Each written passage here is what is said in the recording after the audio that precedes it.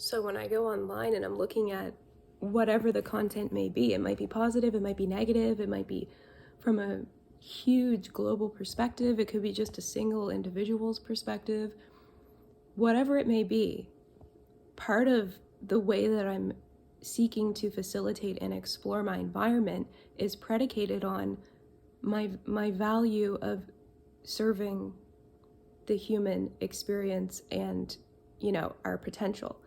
So part of my exploration of the internet is, how is this affecting people? How is this specific way that this medium is impacting the message, or the message is being transmitted on this specific medium? So part of my exploration is always to read the comments on videos and see what sort of stimulated conversation is happening out of these things. And for me, because my value going into exploring my environment is centered in my, I guess, faith in humanity and my desire to generate and spark that sense of hope in people, that you do have potential and you are special and we're amazing, and the human spirit and effort is endlessly creative and has so much potential. So with that in mind, it doesn't really matter if it's negative or positive, because for me, it's all people.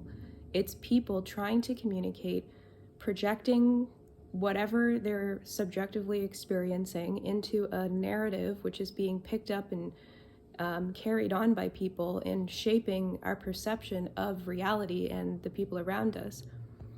And there's always room for improvement. Nothing's going to be perfect. We end up in these patterns of compulsory behavior and perception and ways of understanding things simply through this curated experience online that we're having. And a lot of the time you'll see this trend in people saying, like, this is not what people are like in real life, which is absolutely fascinating. What is different about people in real life? And I think it's this element of almost randomness and uncertainty in real life that you get, which is much more grounded in environments and in a reality that is conducive to our development and our growth. Your body is involved, your whole sensory system is engaged, versus online, you're sort of interpreting all this information through your prefrontal cortex and neocortical regions, which are abstract in nature, and your body is sort of left to be like, I hope that's good, because we'll interpret that and make meaning out of it. And to facilitate that requires us to almost develop a sort of companion to the internet or to media consumption. And that's usually commentary videos, watching people respond and reflect on things and sort of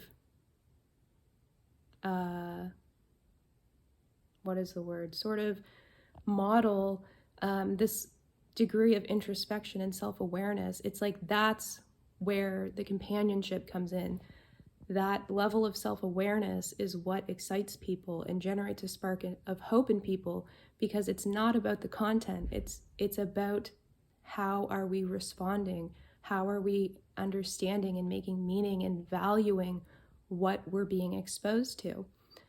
And that can change in a split second, because the body is the one that is establishing value, and you don't change people's minds, you change their feeling. People remember how you make them feel.